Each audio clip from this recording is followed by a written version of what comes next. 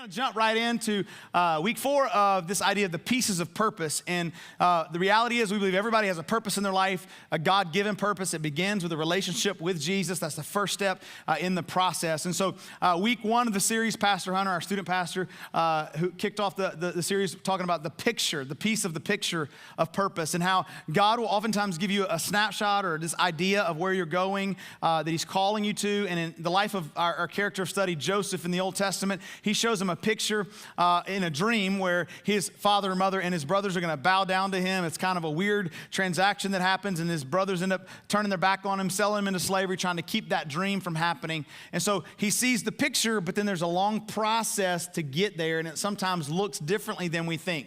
Week 2, we talked about the potential. Every single one of us have potential in our life that's God-given. Some of us are born with certain talents and abilities. And then we talked about how God also gives us spiritual gifts to help us along the way. In the life of Joseph, he had talents and abilities. He was able to manage and administrate. And we saw those just kind of natural talents. And then the Bible says that he gave him the ability to interpret dreams, this idea of a supernatural wisdom, not something that's hokey, but a literal kind of prophetic gift that he gave Joseph. And then we talked about in week number 3, which was last week, the process, which is the hardest part many times, is that the process doesn't happen the way we think it should.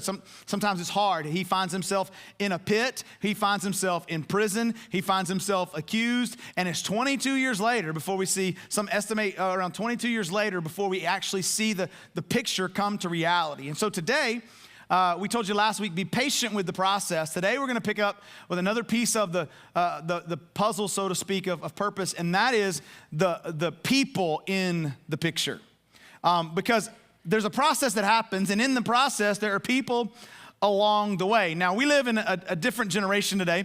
We live in a selfie generation, right? I mean, people take pictures of themselves like no tomorrow. In fact, I saw one of our teenagers this past Thursday night. I happened to see they were in a room and they were putting on makeup, and the next thing I know, they got their picture out and their tongue out and they're taking a picture, posting it, and I said, what are you doing? And they just like, oh crap, you caught me. Here's the reality. You're about to show your age in this room, but go with me. How many of you remember the days of the Polaroid camera? Come on. Yeah, 11:30, we'll have no idea because it's a really young crowd, okay? And so what happens is the Polaroid camera was like cutting edge technology. Y'all remember that? But we would have been foolish back in the day. If you've never seen a Polaroid, you should at least experience a Polaroid one time in your life. And so, but it was like people who were rich had Polaroids back then because it was like $400. And they had these like cartridges, and it spit out like 8 or 10 pictures, 12 pictures maybe per cartridge. You never saw anybody take a Polaroid, turn it on themselves, and take a picture of themselves and look at it, did you? But all of a sudden now in our culture today, that's what we do with our cell phones. That's what we do with our technology. Because if you did that with the Polaroid, you'd be bankrupt in a day. Because it takes 47 snapshots. It'd be taking you 4 full rolls of Polaroid to get the picture you wanted back in the day. But we live in a selfie generation. We used to take pictures, and listen, there were other people in the pictures. Last week in Mother's Day, we had pictures, and you guys like flipped the lid because you're like, can we get those pictures? And so we had to post them all online because y'all were going to come after us if we didn't put your picture there so you could download it, because we want people in the picture. The problem is in our culture today, oftentimes, just like the selfie generation, we want to cut the people out of the picture that God has for us. We withdraw and try to reach our purpose on our own. And I just believe this, that God is in the business of putting relationships in our path to help us reach our purpose.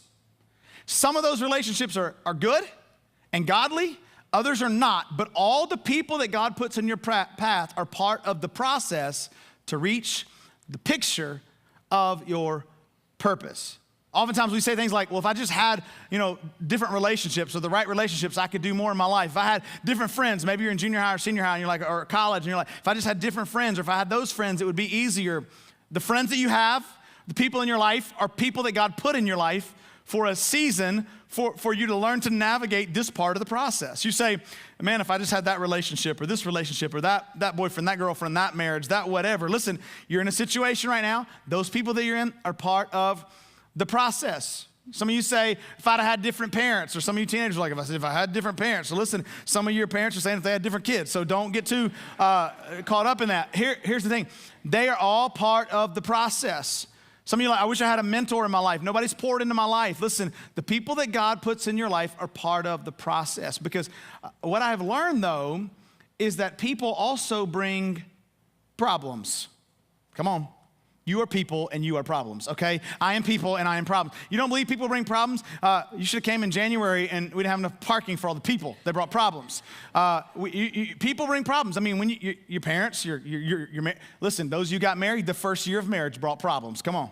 Okay, if you didn't, come talk. We'll help you counsel young couples in our church. Or either you weren't authentic enough to tell your spouse that you're mad. And so at the end of the day, people bring problems. Dating, marriage, parents, friendships, all of that brings problems in our life. It's how we deal with the people, how we deal with the problems that matter. And so I thought, it is the middle of spring.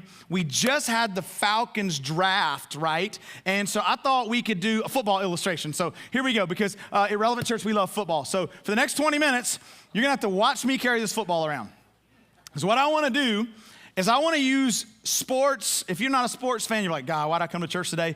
Okay, you need Jesus if you're not a sports fan. And so, so just stay with me. You'll still connect along the way, but those of you who are sports fan will really connect with this. And those of you who are watching online, we don't like your teams, okay? And so here's the thing.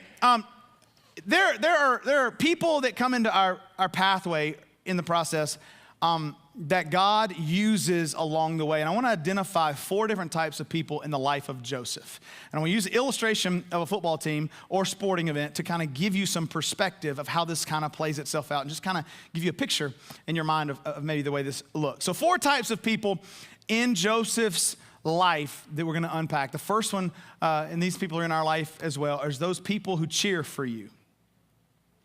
Those people who cheer for you. Now, a cheerleader is an enthusiastic, here's the definition, an enthusiastic vocal supporter of someone, which means you sit in the stands and you scream and holler and you're cheering for them when they score and you love them. You sit on the front of the TV and you lose your mind. Do you guys remember 2 numbers, just 2 numbers, that kind of stand out in my mind and forever branded in my mind, 28-3. Y'all remember that number?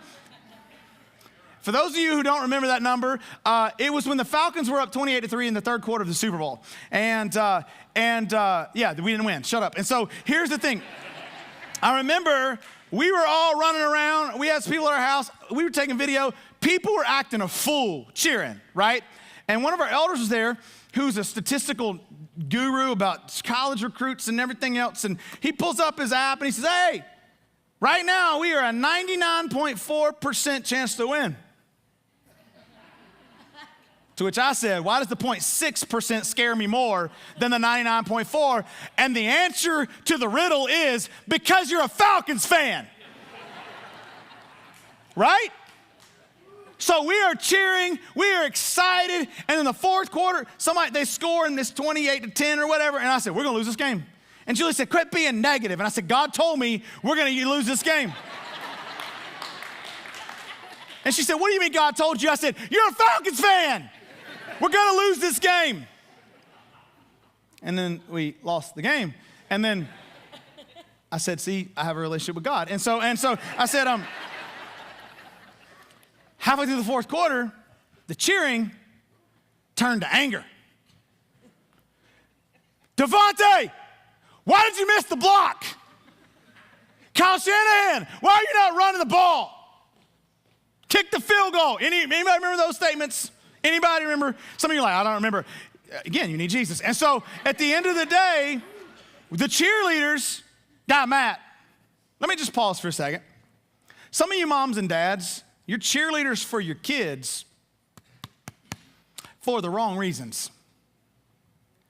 I asked my boy the other day, first of all, why are we cheering, first of all, for the Falcons? Is it really about the Falcons? No, it's about us, isn't it? I mean, in fact, I don't even like soccer. But I'm cheering for Atlanta United. I don't know any of them's name. I turn the radio off when it comes on. I hate soccer. But I'm like, we got a championship. Who's we? Right? Who's we? We got a championship. Because we're cheering for the wrong reasons. I mean, we're cheering because, I'm not saying there's a wrong reason. I'm just saying at the end of the day, it's about us, right? So some of you moms and dads, you're cheering for your kid to do good in sports, and you're yelling and screaming and hollering, and he don't even like the sport. You're just a dad going, well, I didn't make it, so my son will. And you're screaming and hooping and hollering. You're their cheerleader, but they need you to be more than that. When they do wrong, you're frustrated, and they find their value in what they do rather than who they are. See, my boys, Jason and Trey, they are some of my biggest cheerleaders. Let me tell you something. It ain't about me. They cheer for me because what I can do for them. Right? In Genesis chapter 37, you got to look deep into the text to kind of see this, but it stood out to me as I was reading this. It says in verse 3, Joseph had a father named Israel or Jacob, and it says, he loved him more than any of his other sons. Why? Listen, because he had been born to him in his old age. Because he fulfilled a desire in his life. You can read right over things in the scriptures if you're not careful. Joseph was loved by his father. He's the youngest, but he was loved because, look, I was old and you provided something I wanted. And it says, and he made him an ornate robe. So he gave him this robe to kind of show how much he loved him. Listen to me, sometimes your biggest cheerleaders are very egocentric.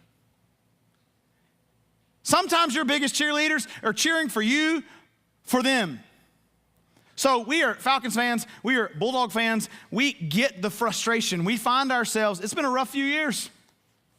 Lots of leads been blown. At least we're not Tech fans. And so here's the thing, lots of leads have been blown by our team, and it's very easy to get discouraged. Now, as a Falcons fan last year, everybody came into the season, they're excited, and halfway through the season, they couldn't get people into the bins because the cheerleaders quit cheering when things weren't going their way. You will have people in your life that will cheer you on as long as you meet a need for them. Be very, very careful of the people who, listen, who deify will one day crucify. Palm Sunday, Jesus is coming in. They're going, hail, the King of the Jews. And they're waving palm trees. And we celebrate Palm Sunday that Jesus was coming in and he was going to make things right. 5 days later, they're singing, crucify him, crucify him. The people who deify will one day crucify. Be careful the praises you believe about people because when they criticize, you'll have to believe those things too. Which leads me to the second person, those who critique you. Oftentimes, the cheerleader and the critic are the same people. Those who critique you. You ever watched a game and then on Monday morning you turn on the radio and everybody's critiquing what the coach did? Or some of you are like, no, I don't watch sports. I told you and I'm bored already. Okay, so we sometimes will critique how other people parent. Are we connected now? I don't do that. We critique how other people marriage is, or how we find ourselves being critical, right? When we see a situation played itself out, when we're sports fans, we're like, why did we run the ball? Why didn't we throw the ball? Why did we draft offensive linemen? We don't know. Monday morning quarterbacks, what they call them. Joseph's brothers are those people. And you know why they're critical of Joseph? Because they're jealous of Joseph. They're jealous of Joseph. And ultimately, they end up abandoning him when things don't go the way they want him to go, or he doesn't provide the need or the desires that they want. Listen to me. Yours and my critics in life, their sole intent is to destroy you. To destroy you from God's purposes in your life. Can I be honest with you? There were seasons in this church, there were seasons in ministry before this where I wanted to walk away because of critics. And you know what? That's what they wanted. That's what they want. That's what they want for you. They want you to quit because you know why? Listen to me. They want to destroy you because inside of their own heart is an envy or a jealousy or something that they desire that you have. Joseph has this calling on his life and his brothers seek out to destroy him. Listen to the way it plays itself out in verse 4. When his brothers saw that their father loved him more than any of them, they hated him and could not speak a kind word to him. What did they do? They began to be critical. Don't read over that. They couldn't even speak they couldn't even say, hey, bro, what's up? Rolling their eyes. In fact, when he comes out into the field to greet him, they're like, here comes that dreamer. Sarcasm. Things that people say that they don't say. You know what I'm saying? Things that are insinuated. Joseph had a dream, and when he told it to his brothers, they hated him all the more. Then he said to them, listen to this dream I had. his brother, we were binding sheaves of grain out in the field, and when suddenly my sheaf rose up and stood upright while your sheaves gathered around mine and bowed down. A little narcissistic, but go with me. He says, his brothers said to him, do you intend to reign over us? Will you actually rule us? And they hated him all the more because of his dream and what he had said. Listen, when God puts a picture of your purpose and you begin to live it out, you will face critics who don't know their purpose or who are frustrated with the process of their purpose. So they begin to criticize him. But you know something I've learned? I've never been criticized by someone who has done more than me when it comes to their walk with God or when it comes to their purpose in life.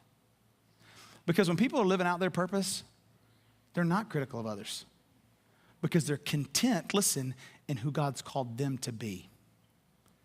Do you know when you start living out your purpose, there's a contentment and joy that fills your soul? And it's worth all the pain in the process. Now, let me pause for a second and say this. There's a difference, and if you're watching online, listen to me. There's a difference in criticism and legitimate concern or feedback. You have to have people in your life that will challenge you along the way. Let me say this, though. The people who cheer for you because of something you do for them are not the people who you allow to challenge you. It's the people that you allow to challenge you who have your best intent, your family, your heart, your purpose in their heart. That's the people who you allow to speak into your life. And you better have those people, and you better put people around you, and you better have more than just one person who will tell you you can do whatever you want. And you need to listen to those people, but that's different. I don't have time to go into all that today, but that's different than the person who is randomly criticizing you and things don't go their way. Here's the third one. Those who accuse you. Those who accuse you. We live in a faultless society, right? When I'm watching, let me tell you something. I can go back to this day. It is branded in my mind watching that Super Bowl. I can tell you every missed block, every bad call, right?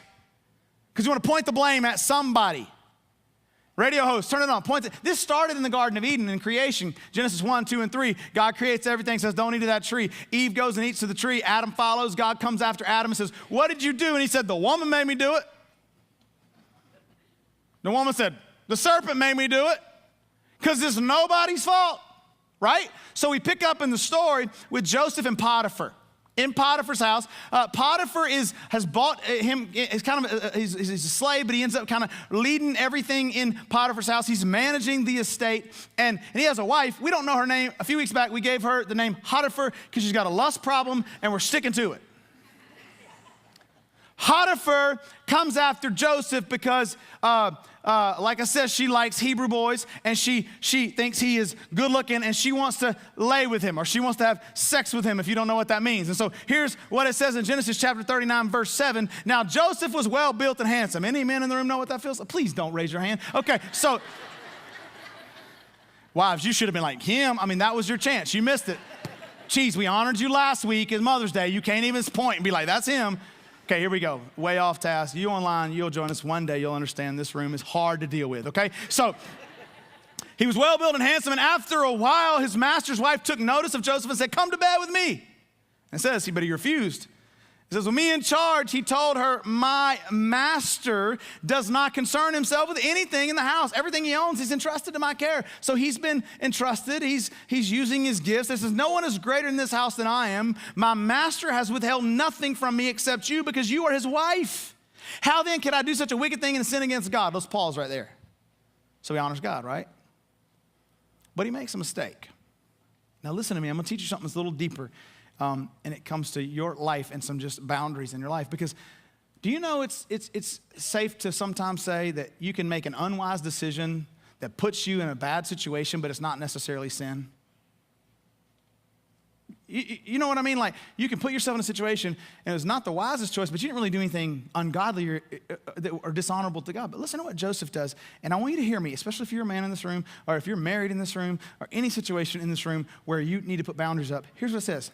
And though Joseph spoke day after day, he refused to go to bed with her or even be with her. Good. Here's the problem. Verse 11. One day, he went in the house to attend his duties, and none of the household servants were inside. Did you pick up on that? There was no accountability. He didn't do anything. He didn't do anything. But he put himself in a compromising situation. He put himself in a situation where, listen to me, he could be accused. And so he goes in, and it's just him and her. We have people sometimes who say, I need to meet with you. I'm like, I'm not meeting with you alone. You got a bad attitude. We're going to bring somebody, and all of our staff, I tell them the same thing. You're going to bring somebody into the room for accountability. And then some people, you can know the people who just want to accuse you and say you said certain things because they don't want to meet with anybody else in the room. That's why I don't want to meet with nobody else in the room. If you can't meet and say it in front of somebody, maybe you shouldn't say it. Because here's what, listen to me, write it down, chalk it up, put it on your refrigerator. Manipulators lose power in crowds. You don't believe me? Jesus is going to the cross to fulfill his mission. He's going to do what God's called him to do, his purpose, right? Peter, his friend at the time, but Peter was his friend because if you look back at Peter's life, Peter was his friend for Peter. He was his cheerleader, but when things didn't go well, when Jesus went to the cross, Peter abandoned him, right? He bailed on him. In fact, when they said, you're the man that was with Jesus, Peter goes, I don't know the guy. Not long before that, Peter's going to the cross. He says, I must go and give my life. And Peter says, hang on a second, Jesus. And the Bible says he pulled him aside. Why did he pull him aside? Because manipulators lose power in crowds. If he says what he's about to say to Jesus in a crowd, everybody's like, bro, he's poured into us for 3 years and now you're going to say this? Because what Peter said was, hey, Jesus, I can't let you go to the cross. Why? Because that would be painful for Peter.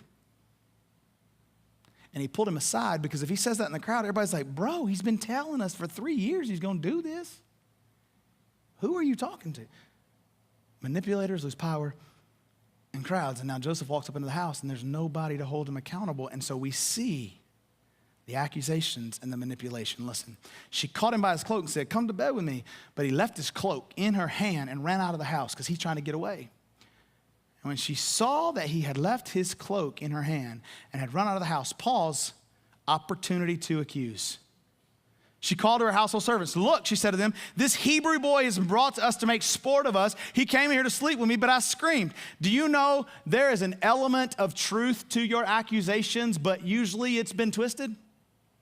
She had his cloak, but she used that as a foundation to build a lie or to build a story or a narrative that would not make him look good. And so when he heard me, he screamed for help. He has left his cloak beside me and ran out of the house. Listen, Joseph wasn't guilty, but you need to hear something. You don't have to be guilty. You just have to be accused. This is why boundaries matter, sir, ma'am, teenager.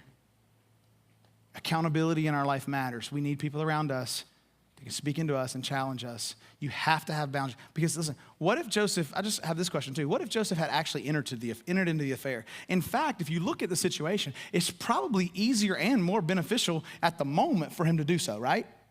And more enjoyable. I mean, after all, her name's Potiphar.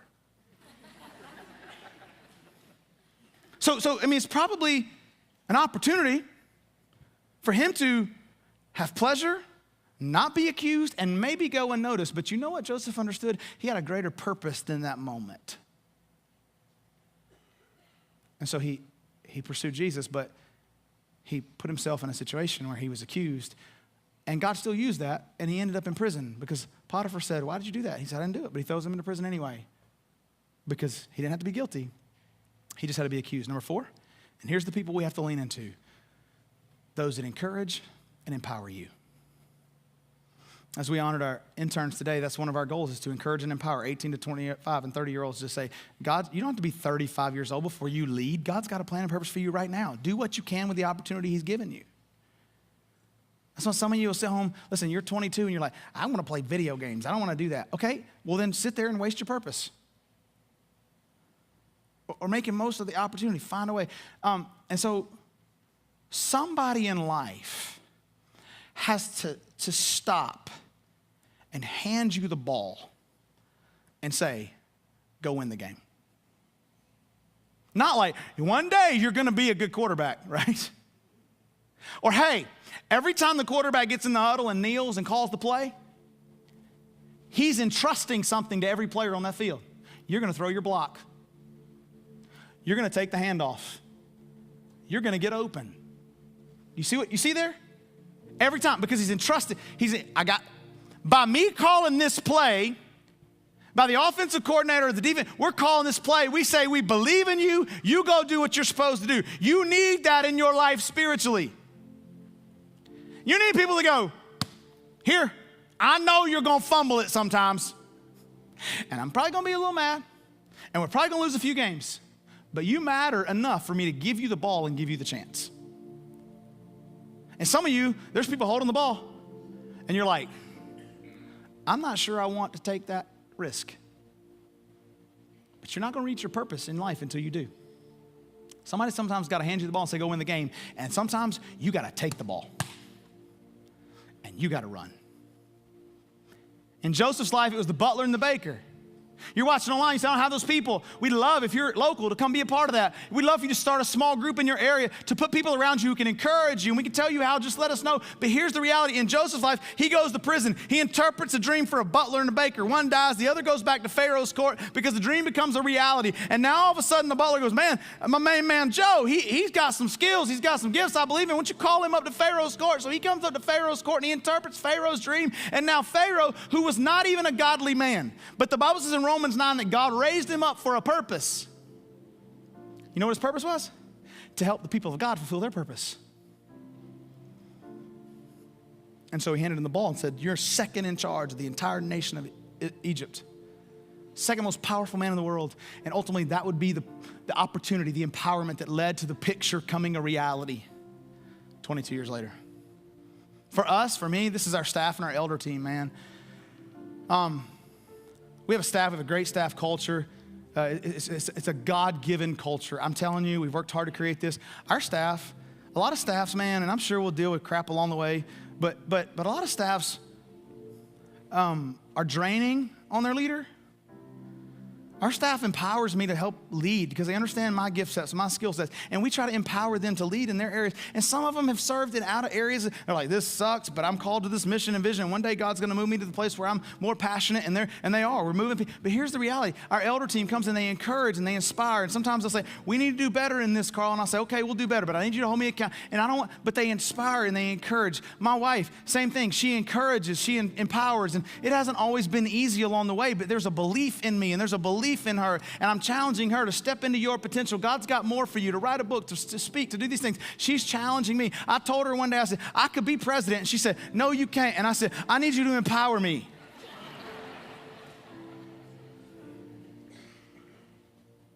And Mark and Melissa, who were our youth pastors growing up, empowered us, believed in us, encouraged us. They're on our staff now. My first pastor was 23 years old. For the love of God, why he hired me when I was 21 and we ran that church was stupid, but he gave me a chance. And he encouraged me and he believed in me, and he's coming to visit us this summer. He's in Indonesia now. And so he comes back and he says, basically, he tells me when I was 22 years old, he said, I see God doing something in your life. And one day, and he began to lay out something that he saw in my life because he empowered and he encouraged. And now we're doing ministry on the same scale, doing some of the very same things that he actually saw in my life. So what do we do with all this? I'll just give you 2 points and we'll close. 2 points with several points underneath and we'll close. Number one, be careful of the voices you listen to. Be careful of the voices you listen to. This is a powerful statement I'm about to make, and I want you to process this. The relationships you have are a combination of what you've created and what you've allowed. If you don't like the relationships in your life, look at yourself. You've created it or you've allowed it. That person's always so negative around me. Here's an idea. Get away from them. You allowed it. They're always gossiping. You're always listening. You feel me? It's your responsibility. And listen, sometimes people come in your life and you're like, I can't get rid of them. It's part of the process. But be careful what you listen to. How do you deal with the critics and the accusers? How do you deal with those people who you think are your cheerleaders, but deep down it's about them? How do you deal with that? Let me just give you a couple quick thoughts here. Number one, dealing with critics and accusers. Often, you don't need to respond.